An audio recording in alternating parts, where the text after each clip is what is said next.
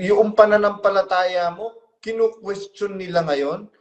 At yung mga Eto, nang-question, kailan lang naman po naanib? mabuti na bukas agad ang mata niya. Eto po, meron po akong kaibigan dito sa LA po. Alam niyo ba yon? Talagang matindi pananampalataya nun. Pag walang pera yon, yung mga branded niyang bag, ibinebenta nun para lang makapagbigay sa emergency tulungan. Hmm? Napakatindi po ng pananampalataya niyon. Alam niyo ba dahil sa'yo, Brad Badong, umalis. Nag-exit. Nag-exit. Sabi ko, bakit ka nag-exit, sis? Sabi, nako, suking-suki ko yun ng order sa akin yun ng lumpia. Alam na niya ngayon kung sino siya dahil sobra siyang, talagang suki ko sa lumpia yun eh. Sabi niya, bakit ka kako umixit? Sis, ay alam ko matindi pa na ng palataya mo, hindi ko iniisip na ikaw yung lalabas. Yun po yung kauna-unahang lumabas dito sa LA. Tingnan niyo po kung gaano katutuwid ang mga kapatid. Ha? Gusto ng mga kapatid, mayroong reconciliation, mayroong Nga po, pagkakaunawaan at pagkakasundo at pagpapatawaran. sabi nga niya sa akin, bakit hindi niya pinagharap yung dalawa, inayos niya. Tapos sinabi na lang niya na magpatawaran na lang kayo, huwag niyo nang ulitin yung ginawa ninyo. Ganun na lang daw sana. Bakit eka tinolerate niya yung mga sumbong? Yan ba yung makakaakay sa matuwid? Tapos eka sasabihin niya pa yung inabuloy namin, hindi raw makakapagpatayo ng isang haligi. Di kung hindi makakapagpatayo ng isang haligi, ibalik na lang niya dahil pinagbentahan ko ng bag na signature bag ko yun. Lalo Yung na mga kung inabuloy ko sa kanya. Halos lahat nga ng kinikita ko, pinaparte ko yung emergency tulungan na yan. Tapos ngayon sasabihin niya, kung ibabalik niya yung inabuloy ko para maparepair ko yung bahay ko rito sa Pilipinas, sabi niya. Talagang ako, galit na galit ako sa taong sinungaling. Yun ang ipinangangaral nila, yung taong sinungaling, sila pala ang sinungaling. Kaya ako hindi na nila ako pwedeng hindi ko pinagsisisihan kung bakit ako lumayas diyan. Lahat ng hindi nila magawa kay Brad Ace, sa akin nila sinasabi narong pagbintangan ka ng kung ano-ano, tapos isusumbong ako kay Ace. Siyempre si Ace naman, react agad yan, magre-react agad, mami, ganyan. Ako agad yung papagalitan. Talagang hindi na niya inaalam kung totoo ba o hindi, kapagalitan niya kagad ako. Pag nagpaliwanag ako, talagang nakapagsumbong na sila ng maraming sumbong bago ako makapagpaliwanag. Opo. Tiniis ko lahat po yun. Tiniis ko lahat dahil nga sa pananampalataya. Ganun po kasi yung yung sumasampalataya at merong tunay na pag-ibig. Kasi sabi po At saka Brad Badong, tungkol sa abulo yan, hindi yan naman ako porkit matandang nandito lang patay luka naman ako na hindi tumutulong. Hindi nila pwedeng sabihin hindi ako tumutulong. Kasi pag po halimbawa, alam ko magpapaalam si Ace, pupunta kami ng Brazil. Magsisimula na po ako mag-ipon nun. Sasama ako sa Brazil. Pagdating po nung papunta na ng Brazil, hindi na ako sasama kasi nanghihinayang ako sa pamasahe. Sabi ko, eto yung pamasahe ko, dalin mo na lang, pakibigay mo na lang kay Brad Eli. Sabihin mo na lang na ipagdasal na lang niya ako. Yun po, pinadadala ko po yung pamasahe ko sa kanya, kahit sa birthday ko nga. Yan ang ganun. Kaya hindi nila nung dumating si Brad Eli rito, unang dating, compulsory, 500 ang bawat isang membro. Konti pa lang naman po kasi kami nun. Opo. Aba, pinag-ipunan ko po iyon. Talagang gusto ko kung ano yung inuutos nasusunod ko tapos ganon. Tapos ako nga po, nang dumating po si Brad Eli rito, bumili ko ng kawa, 2 malalaking kawa, mahahabang sandok. Dahil ako nga po yung head ng kitchen noon eh. Dahil yung pong manggagawang ng interrogate sa akin dito wala pa nung panahon na yon. Isa pa lang yung nandito, yung pa lang, yung isa wala pa rito. Yung babae pa lang po. Hindi po yung lalaki ang nandito. Yung isang botisador na isa, wala pa. Yung 2 nag-interrogate sa akin. Wala pa nun. Ngayon hindi niya alam. Ako nga yung head ng kitchen nun. Kasi may mga kasama ako sa kitchen. Isipin niyo yung guest namin nun, 500 yata kami lang, bali 4 lang kami nagluluto sa kitchen nun. Medyo malakas-lakas pa po kasi ko nun. Ano po? Medyo malakas-lakas pa po kasi ko nun. Tapos yun yung mga gamit sa kitchen, yung pangmalaki ang lutuan, binili namin. Ganun po yung Ginastos ko po ganun po yung pananampalataya po ninyo, ganun katindi. Tapos, como itong anak po ninyo ay nag-exit, ganyan po yung gagawin sa inyo. Actually, meron nagtanong kanina, Lola Gets, na ano daw po ang, basahin ko na nga lang po. If I may ask, because I am curious, ano po naging eye-opener ninyo? Ang sagot ko po kanina, ang naging eye-opener sa akin, yung mismong ginawa nila sa akin na character assassination. Ay Walang nga. ibang eye-opener. Kagaya po niyan. Yung pong experience kasi, totoo po yung kasabihan na experience is the best teacher. Apo. Kaya biruin mo, yung pananampalataya mo, kinu-question nila ngayon. At yung mga Eto, nang-question, kailan lang naman po naanib? mabuti na bukas agad ang mata niya. Eto po, meron po akong kaibigan dito sa LA po. Alam niyo ba yon? Talagang matindi pananampalataya nun. Pag walang pera yon, yung mga branded niyang bag, ibinebenta nun para lang makapagbigay sa emergency tulungan. Hmm? Napakatindi po ng pananampalataya niyon. Alam niyo ba dahil sa'yo, Brad Badong, umalis. Nag-exit. Nag-exit. Sabi ko, bakit ka nag-exit, sis? Sabi, nako, suking-suki ko yun ng order sa akin yun ng lumpia. Alam na niya ngayon kung sino siya dahil sobra siyang, talagang suki ko sa lumpia, yun eh. Sabi niya, bakit ka kako umexit? Sis, ay alam ko matindi pa na ng palataya mo, hindi ko iniisip na ikaw yung lalabas. Yun po yung kauna-unahang lumabas dito sa LA. LA. Mag-asawa po yung pati yung anak nasa London ngayon, exit na rin nung nalamang exit siya. Opo. Ngayon ang sabi, kasi hindi ko kayang matake yung ginawa nila kay Brad Badong, sabi niya ganon. Ay, kilala ko na po nila siya. sa akin. Ano po? Kilala ko na po siya. Nasa ano po siya ngayon? Umuwi na ng Pilipinas. Kachat ko nga po siya kanina. Ang umpisa po ng pangalan, letter O? Hindi po. Letter J. Hindi po yun. Hindi po yun. Iba yun. Letter O. Letter O. Ano po niya yon? Palayaw yung O. Sabihin ko na, para siya naman, nakahanda naman siyang humarap eh.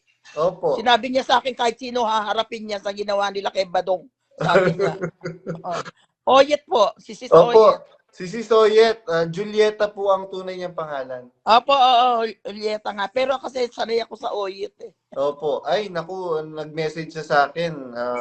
Hindi ko matake yung ginawa nila sa'yo. Sabi Yun. niya. At saka sinabi niya sa akin, walang halaga sa akin lahat ang pangalawang pagkatisod niya, yun nga, yung ginawa raw sa'yo, bakit hindi tinindigan ni Brad Daniel na pagharapin kayo ng nanay niya at sabihin niya, eto problema ni Badong sa'yo, mami. Bakit magharap kayo, pag-usapan ninyo yan? Dapat daw ganon ang ginawa. Sabi niya, kung talaga ba kang may puso yung pangit na, ang tawag niya ang tawag niya kay ano pa. Hindi po ako may tawag noon, sabi niya yung pangit.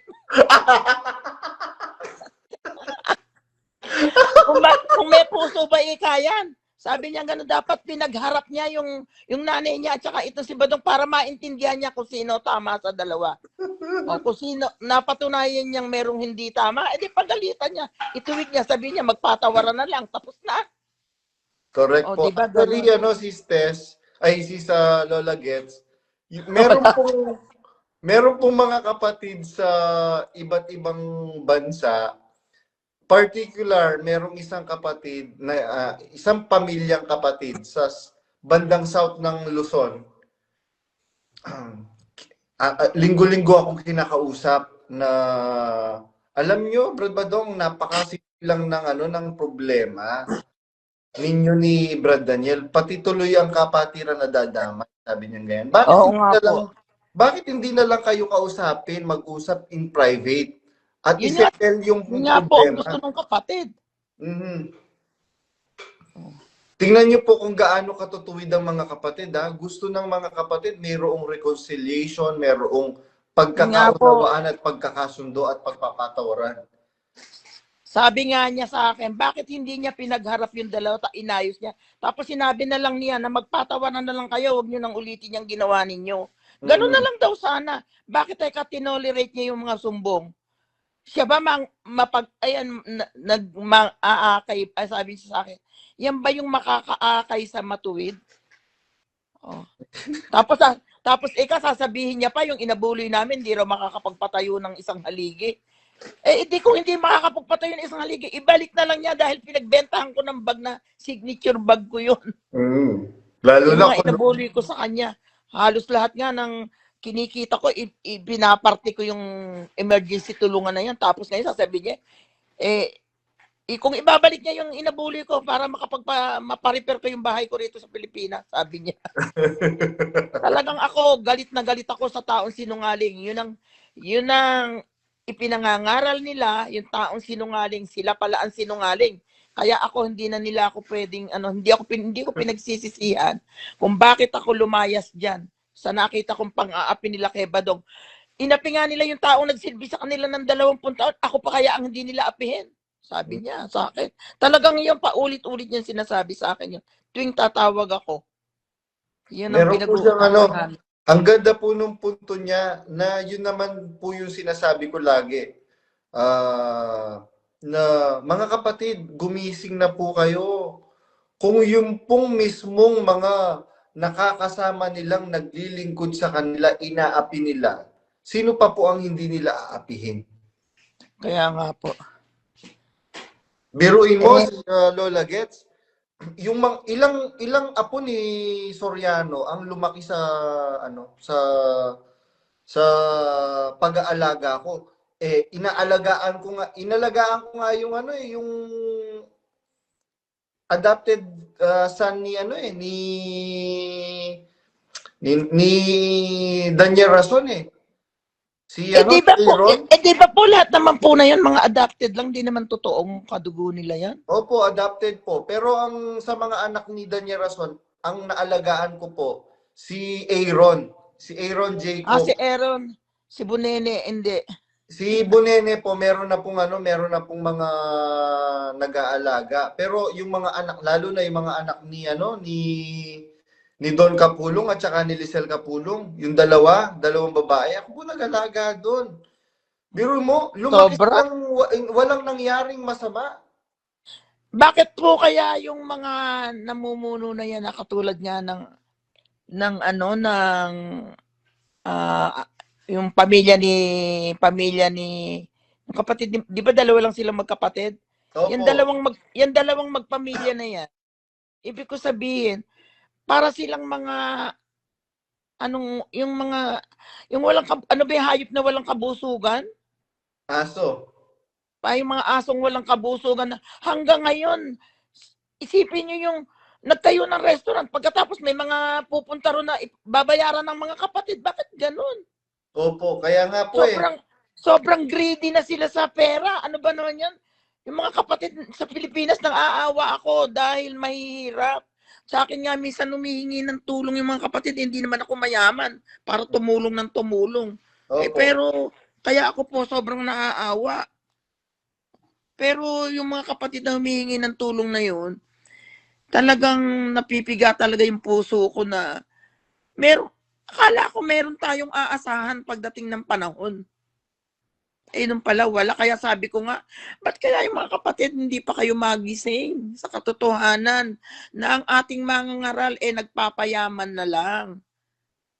Magising na po sana kayo. Wag nyo kung pagkamalian na ako'y lumalaban. Hindi po ako lumalaban sa aral.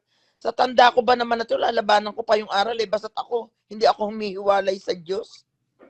Correct. Kung ano po yung kautusan ng Diyos na natutunan ko, pero yung bago nilang kautusan ngayon ng mga umaakay sa atin, talagang yun ang tinalikuran namin at hindi ko talaga matotolerate yung ginagawa nila na kay Brad Eli mismo namin narinig na pag ang mga ngaral maski na ako, sabi ni Brad Eli, nakita ninyong nagpapayaman, layasan ninyo kami. Ngayon na iba na Nabaligtad lahat. Talagang sobrang inidolo ko yung si Brad Eli talaga nung araw. Dahil akala ko Kaya ako ginaganon yung pagbibigay ko.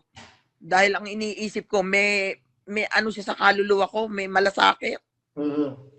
Eh wala palang malasakit. Bandang huli nung nakatikim na ng pera, napunta na sa Yun po yung pagiging. yun po yung masakit na katotohanan. Kaya lang, sabi nga ng Panginoong Jesucristo, Lola Gets, ang katotohanan ng makapagpapalaya sa inyo. Yun nga Wala po po. bang makakapagpalaya sa atin, kundi yung katotohanan na dapat po nating tanggapin, mga kapatid. Nakulto po tayo, tingnan po, birun mo, kaya ako, sabi ni Lola Gets, nagsasakripisyo ako makatulong kay Brother Eli Oo nga sa po. paniniwala na siya yung kasangkapan ng Diyos sa kaligtasan ng kaluluwa ko.